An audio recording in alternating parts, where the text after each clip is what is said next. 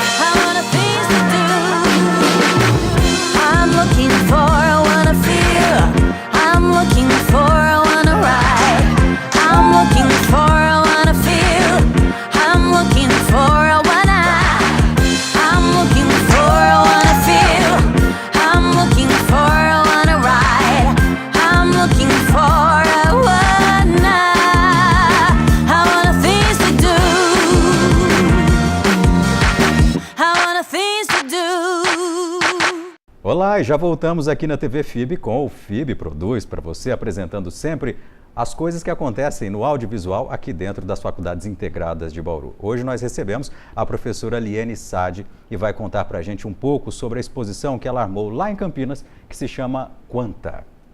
Liene, obrigado. Obrigada a você, Wellington. Eu fiquei muito contente quando você disse que vinha e faz muito tempo que eu queria conversar com você, não só sobre isso, mas sobre as suas produções audiovisuais também, que eu acho sempre muito tocantes, muito sensíveis. Que bom, fico muito feliz pelo convite, é um prazer estar aqui. Então vamos lá, Liene, olha, vamos começar assim pela sua formação. O que me intriga?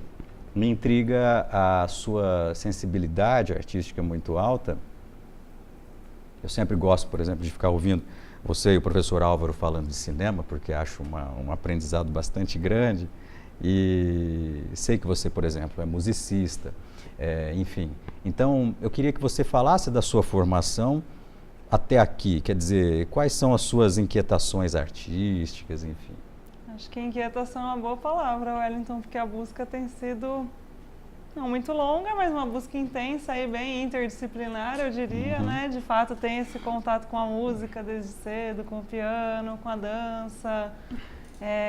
E o vídeo veio num outro momento, aí já na faculdade, né? Eu pensava em fazer jornalismo originalmente e na época que eu prestei o vestibular em 2003, tinha acabado de abrir esse curso na Unicamp de Mediologia, que é um curso similar aos cursos de rádio e TV, de cinema, um curso de comunicação, né? Mas justamente com essa proposta de trazer várias linguagens midiáticas, tanto em termos de crítica e análise, e aí vem disciplinas, uma carga teórica de sociologia, de história dos meios, enfim, e de outras propostas mais contemporâneas, né, multimídia, enfim. Então foi um processo muito bacana e de descoberta também, né.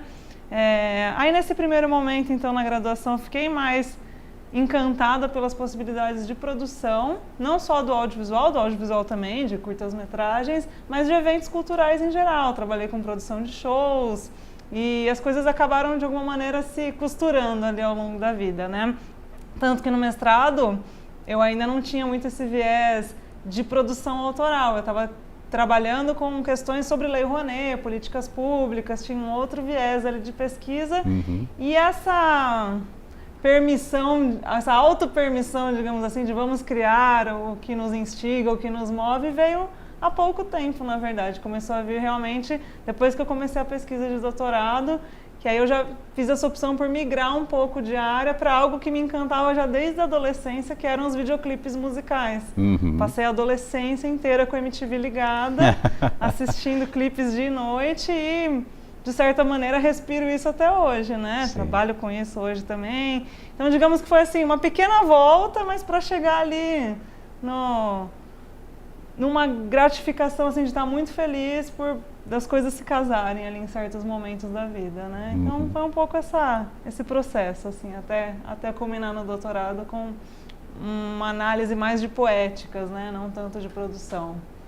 E explica pra gente, Liane, para o pessoal que vai ver um pouquinho deste vídeo que você trouxe pra gente, como é que funcionou a exposição Quanta, não é? A intervenção, talvez seja a palavra, né?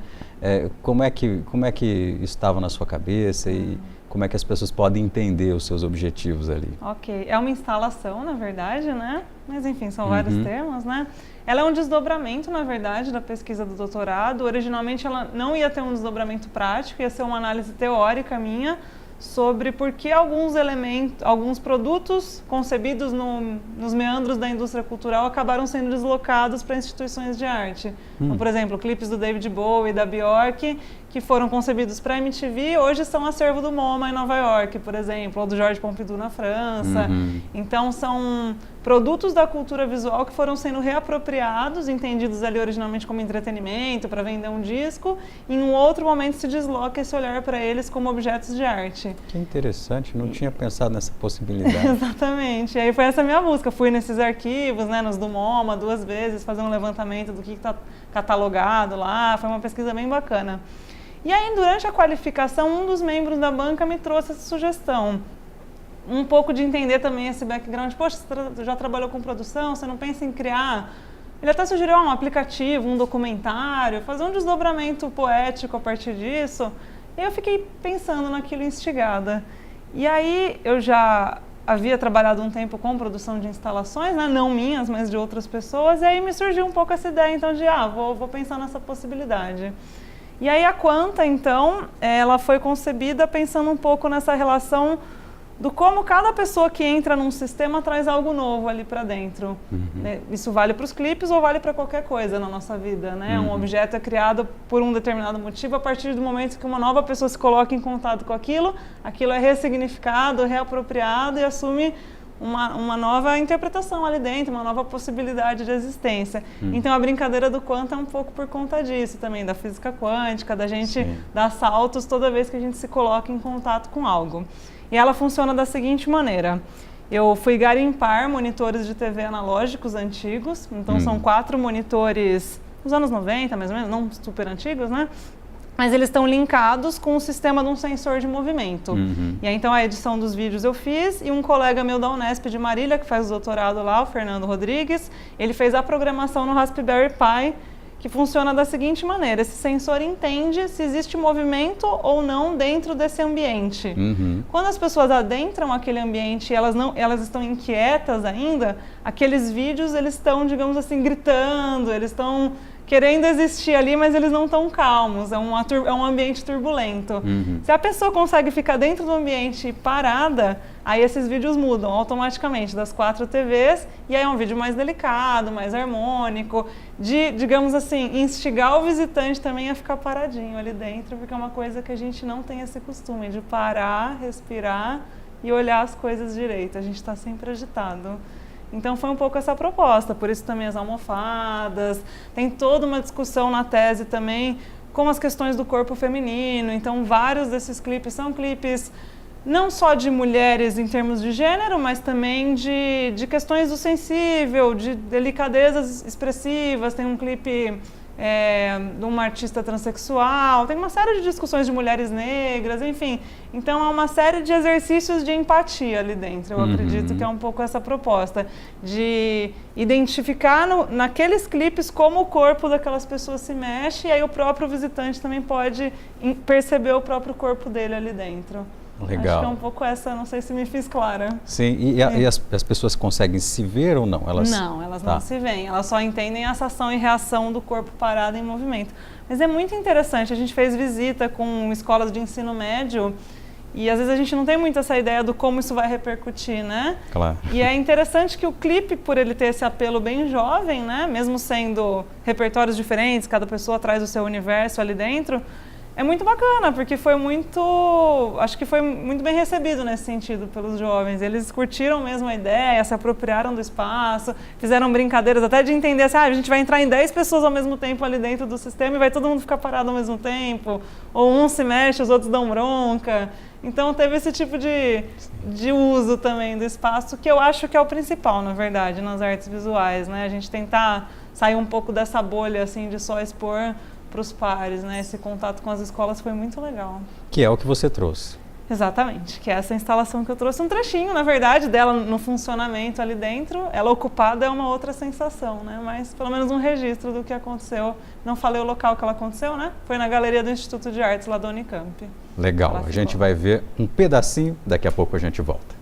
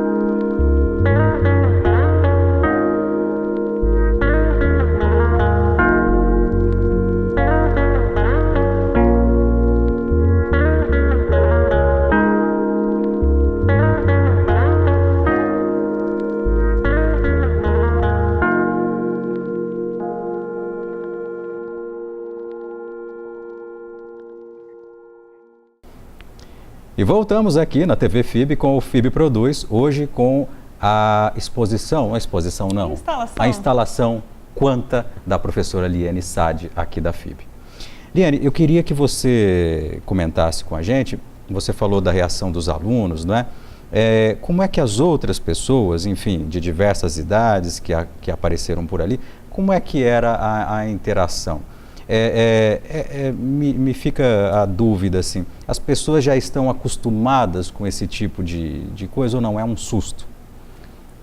Olha, eu não sei dizer se é um susto. Eu acho que uma coisa que eu quis um pouco brincar ali com o paradigma é porque, apesar de existirem clipes que são partes de acervos de museus, ainda assim isso é, digamos assim, visto como algo outsider ali do mundo da arte, não é algo... Não digo benquista, mas é algo visto com certo estranhamento. Por ser comercial. Por ser comercial, exatamente. Aí vem toda a discussão, assim, é comercial, mas assim também é o mercado da arte. Você pega gravuras milionárias, enfim. Então, assim, só está validado por outros pares, digamos assim, né? Atende a outros propósitos. Então, digamos que já se quebra uma barreira ali no começo, né? Eu me lembro que até a equipe da galeria... as duas pessoas que trabalham lá na programação e que ajudaram em toda a montagem, elas ficaram muito felizes. Nossa, tem David Bowie, que bacana. Porque era um remix, na verdade, era uma colagem desses clipes que eu remontei ali com os gritos por cima, digamos assim.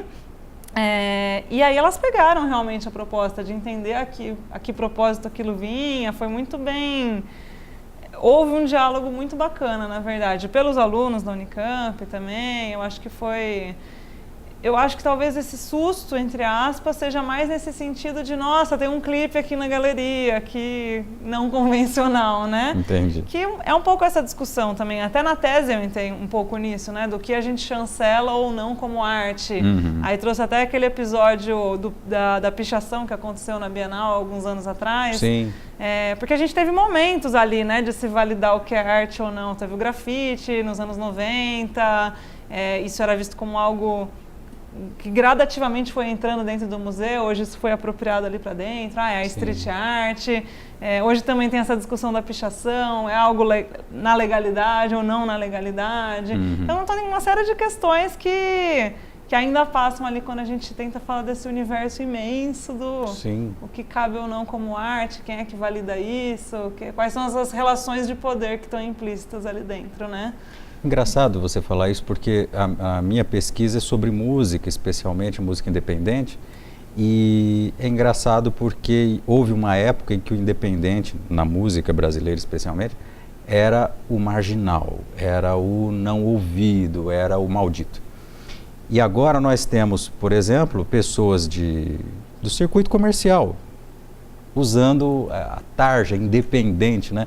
Então, quer dizer, tem uma mudança de conceito aí com o passar dos anos, né? Estranho. Independente é bem visto. É bem visto, né? É curioso. Eu falo muito que é quando o que está à margem, ele é reabsorvido pelo sistema. E aí são outras coisas que viram margem. É um pouco essa ideia do Quanta também, né? De como essas coisas, elas oscilam muito nos períodos históricos, né? O que é validado ou não e como isso vai e vem também.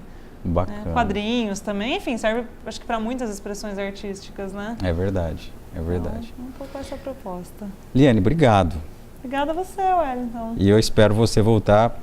Como era o nome daquele clipe que você fez, em que as pessoas, inclusive os alunos, participaram? Aquilo ali eu queria muito trazer para o pessoal ver. A gente vai trazer um dia o Sedna. Ele só não está disponível ainda no YouTube porque ele tá, eu estou mandando ele para alguns festivais. Sim. E aí eu preciso deixar ele bloqueado enquanto isso. Sim. Mas aí foi uma outra... Tem um pouco a ver também com esse momento da tese, né? Do liberar as coisas que o corpo vai travando, de certa forma. Eu acho que até um comecinho ali de interesses futuros, de pensar performance, de pensar videodança também, dentro da videoarte, o que a gente pode fazer com o corpo no vídeo. Então, eu acho que são esses trabalhos do Sedna, o Quanta, que, enfim, estão me inspirando um pouco ali para seguir adiante com essa pesquisa. Está em quantos festivais?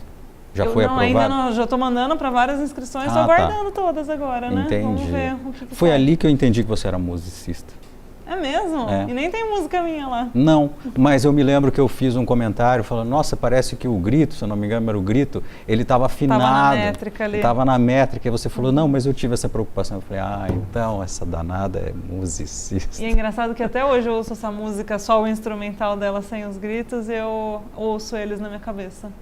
Porque eu editei, e aí eu fiquei com outra camada de áudio ali agora. Muito bem. É isso. Liane, obrigado. Obrigada a você, Wellington. Boa aula para você daqui a pouquinho. Obrigada. Até a próxima.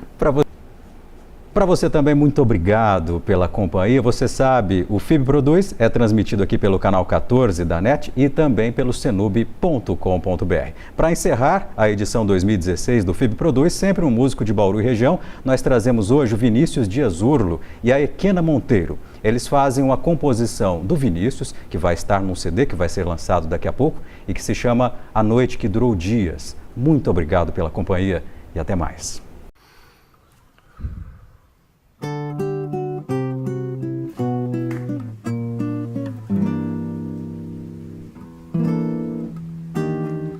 Deixa eu entrar na tua casa, deixa eu estar na sala de estar, deixa eu correr esse risco, deixa eu pular seu portão e ocupar seu quintal,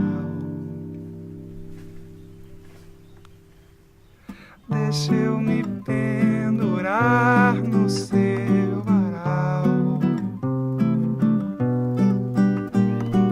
Deixa eu lavar sua louça, deixa eu secar os teus olhos, deixa eu tomar seu café, seu vinho, seu banho, deixa eu te encontrar na cama de manhã,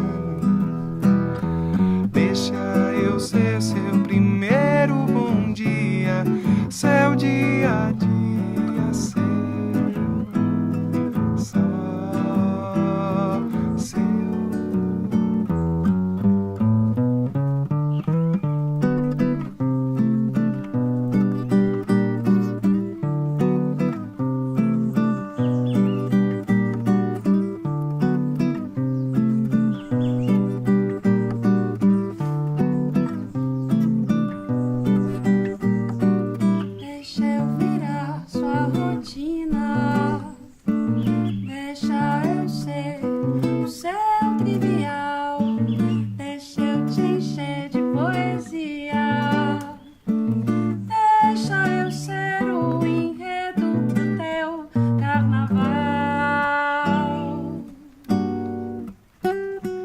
Deixa eu te recitar no meu sarau, deixa eu lavar sua roupa, deixa Deixa eu secar o seu corpo, deixa eu tomar seu café, seu vinho, seu banho. Deixa eu te encontrar na cama de manhã. Deixa eu ser seu primeiro bom dia, seu dia a dia, seu sol, seu.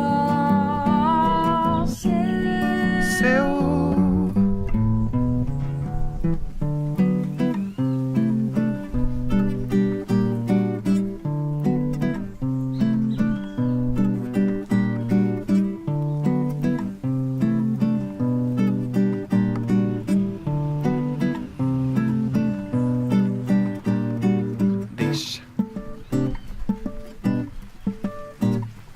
Deixa.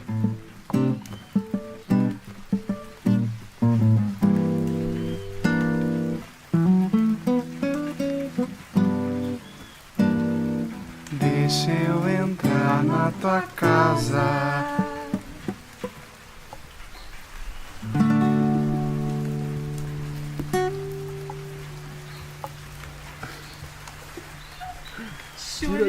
tira da chuva.